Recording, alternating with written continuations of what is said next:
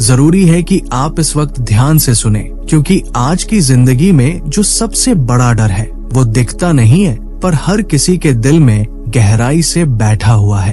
एक खामोश सा डर जो हर सुबह आपके साथ उठता है। आप ऑफिस जाते हैं, क्लास अटेंड करते हैं, लोगों से मुस्कुराकर बात करते हैं, पर अंदर ही अंदर एक बेचैनी रहती है। क्या कल सब ठीक होगा? क्या मेरी नौकरी बचेगी? क्या मेरी मेहनत रंग लाएगी? क्या मैं इस जंग में अकेला हूँ? आप इन सवालों को बोलते नहीं, लेकिन आपके अंदर वो लगातार गूंजते रहते हैं। और ऐसे ही सवालों के बीच भगवान बोलते हैं, किसी लंबी धार्मिक किताब की तरह नहीं, बल्कि एक नर्म फुसफुसाहट में, मत डर, मैं तेरे कल में पहले ही पहुंच चुका हूँ। सोच कर देखिए, जो कल आपको डराता है, वो डेडलाइन, वो फैसला, वो दर्द, वहाँ भगवान पहले ही जा चुके हैं। वो आपकी जिंदगी की घटनाओं को पकड़ने की कोशिश नहीं कर रहे, वो पहले से वहाँ मौजूद है। और सिर्फ मौजूद ही नहीं, उन्होंने पहले से वो सब तैयार कर रखा है जो आपको उस वक्त चाहिए होगा। आप सोचते हैं कि आप अंधेरे में चल रहे हैं, पर भगवान उस अंधेरे को रास्ता बना देते हैं। तो अगर आपके कदम लड़खड़ा रहे हैं, इसका मतलब ये नहीं कि आप अकेले हैं। अगर आप रास्ता भटक भी जाएं, तो उनका प्यार आपको शर्म से नहीं, बल्कि करुणा से पुकारता है। ये कोई कविता नहीं है, ये हकीकत है।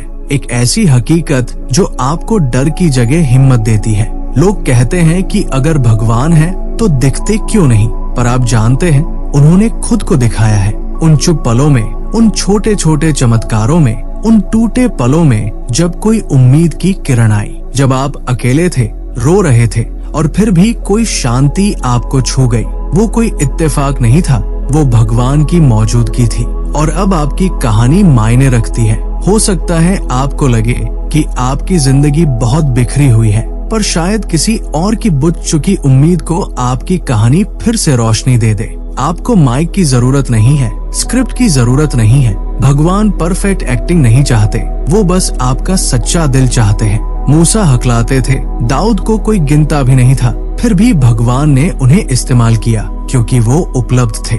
आप भी बस उतना ही करिए, सच्चे दिल से बोलिए। जब आप अपना सफर शेयर करते हैं, भगवान आपके शब्दों में असर डाल देते हैं। जो आपको छोटा लगता है, वो किसी और के लिए जिंदगी बदल देने वाला हो सकता है। पर इस सब के बीच एक बात मत भूलिए, आपका आराम, आपकी मानसिक शांति, आपका स्वास्थ्य, ये भगवान के लिए बहुत मायने रखता है। इस दौर में हर कोई हसल को महानता समझता है, जहाँ थक जाना एक अचीवमेंट बन गया है। लेकिन भगवान ने आपको कोई औजार नहीं, बल्कि एक मंदिर कहा है। उन्हें आपका थका हुआ, टूटा हुआ वर्जन नहीं चाहिए, उन्हें आपका पूरा, स्वस्थ और सच्चा रूप चाहिए। आप में से कई लोग जब आराम करते हैं तो अपराध बोध महसूस करते हैं। लगता है कि आप कमजोर है, आलसी है, पर याद रखिए, खुद यीशु भी लोगों से अलग होकर आराम और प्रार्थना के लिए समय निकालते थे। अगर उन्हें इसकी जरूरत थी तो आपको भी है। जब आप थके हो, भगवान आपसे नाराज नहीं होते। वो कहते हैं, मेरे पास आओ, मैं तुम्हें सुकून दूंगा। और वो सुकून आपकी परफॉर्मेंस से नहीं, उनकी उपस्थिति से आता है। आपको हर किसी के लिए सब कुछ बनने की जरूरत नहीं है। आपको बस इतना करना है कि जो काम भगवान ने आपको दिया है, उसमें ईमानदारी से बने रहें। और कभी कभी इसका मतलब होता है थोड़ा रुक जाना, गहरी सांस लेना, और उन्हें थोड़ी देर आपके बोझ उठाने देना। क्योंकि अगर आप ही जल जाएंगे तो वो मकसद कैसे पूरा होगा जो आपके अंदर रखा गया है। और आज जब आप थक चुके हैं, उलझे हुए हैं, तो ये याद रखिए, आप अकेले नहीं हैं। हो सकता है आपकी कहानी अब तक गड़बड़ रही हो, पर यही गड़बड़ी किसी और के लिए उम्मीद बन सकती है। हो सकता है आप टूटे हो, पर उस टूटन में ही असली ताकत है। भगवान ने आपके कल में कदम रख दिया है। अब आपकी बारी है उनके पास आने की, अपने सवालों, अपनी कमजोरियों और अपने घावों के साथ। कभी कभी ऐसा लगता है कि रोने का मन कर रहा है, बिना किसी खास वजह के। बस एक गहरी थकान, एक अधूरी बेचैनी। आप मुस्कुराते हैं, काम पूरा करते हैं, लेकिन अंदर कुछ टूटा सा लगता है। और चाहे आप कितनी भी प्रार्थना करें, जवाब आते नहीं। तब आप सोचते हैं, क्या भगवान मेरी सुन भी रहे हैं?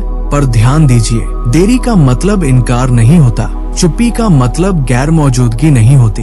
कभी कभी भगवान जानबूझकर देरी करते हैं, ताकि आपका घमंड टूटे, आपका आत्मनिर्भरता का घेरा टूटे, आपकी परफॉर्मेंस की चाहत खत्म हो, ताकि जब जवाब आए तो वो सिर्फ एक जवाब न हो बल्कि एक नया जन्म हो। और तब आपको पता चलेगा ये मेरी ताकत नहीं थी, ये भगवान की कृपा थी, शुद्ध और समय पर ऐसी आस्था जो दर्द में भी इंतजार करे, उसके लिए चाहिए विश्वास, और विश्वास के लिए चाहिए समर्पण।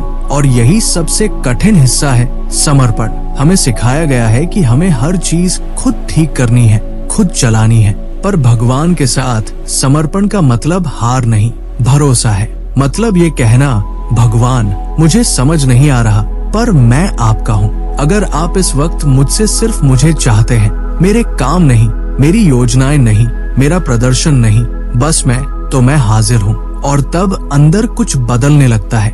आप देखते हैं कि भगवान सिर्फ आपकी अच्छाई नहीं, आपकी नाकामियां भी चाहते हैं। आपका डर, आपकी शर्म, आपके पुराने जख्म, क्योंकि वो उस चीज को नहीं भर सकते जो आप छिपा लेते हैं। पर जब आप सच में समर्पण करते हैं तब एक गहरा रिश्ता बनता है। ऐसा रिश्ता जो शर्तों पर नहीं बल्कि सच्चेपन पर आधारित होता है। फिर जिंदगी चाहे जैसी हो, आप डगमगाते नहीं, क्योंकि भगवान स्थिर है। आप में से बहुत लोग ऐसे हैं जिनके जख्म बचपन से हैं।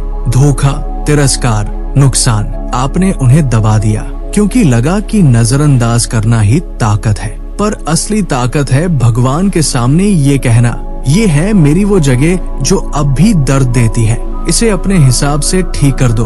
और जब आप ऐसा करते हैं, भगवान सिर्फ आपको जोड़ते नहीं, वो आपको पूरा बनाते हैं। ऐसा पूरा जहां आप अब अपने जख्मों से रिएक्ट नहीं करते बल्कि शांति में जीते हैं। और फिर एक चमत्कार होता है, आप खुद को नए नजरिए से देखने लगते हैं। आप अब वो नहीं है जो दुनिया ने आपको कहा, कमजोर, नाकाम, डरपोक, नालायक। नहीं, आप वो हैं जो भगवान कहते हैं, चुने गए, बुलाए गए, देखे गए, पूरी तरह प्रेम किए गए। ये पहचान किसी मोटिवेशनल ट्रिक से नहीं आती, ये आती है तब जब आपको पता चलता है कि आप किसके बच्चे हैं। और जब आप ये मान लेते हैं, तब आपको किसी की इजाजत या तारीफ की जरूरत नहीं रहती।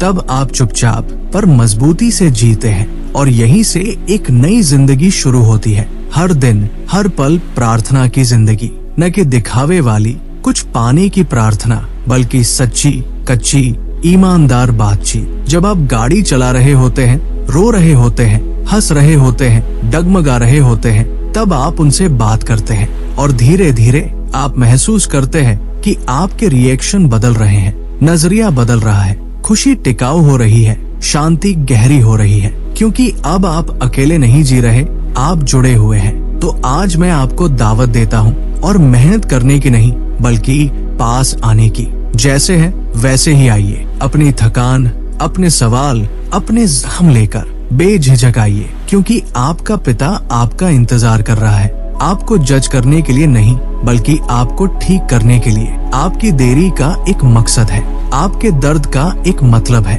आपकी कहानी में ताकत है, और आपका कल पहले से ही उसके हाथ में है। आप न भूले गए हैं, न देर से पहुँचे हैं, और नहीं इतने टूटे हुए हैं कि सुधर नहीं सकते। उसे अपना काम पूरा करने दीजिए, उसके प्लान पर भरोसा कीजिए, उस बदलाव को गले लगाइए और प्रार्थना कीजिए, बिना दिखावे, बिना डर के, क्योंकि बस वहीं से सब कुछ बदलना शुरू होता है। तो आज मैं आपसे यही कहना चाहता हूँ, खुद को हल्के में मत लो। आपकी कहानी, आपका दर्द, आपकी यात्रा, इन सब में मायने हैं। और सबसे बड़ी बात, आप अकेले नहीं हैं। जिस परमेश्वर ने आपको बनाया है, वो आपको चलना नहीं सिखा रहा, वो आपके साथ चल रहा है। जब आप गिरते हैं, वो उठाते हैं, जब आप थकते हैं, वो थामते हैं, और जब आप रोते हैं, वो चुपचाप आपकी आंखों से आंसू पोंछते हैं। तो फिर देर किस बात की?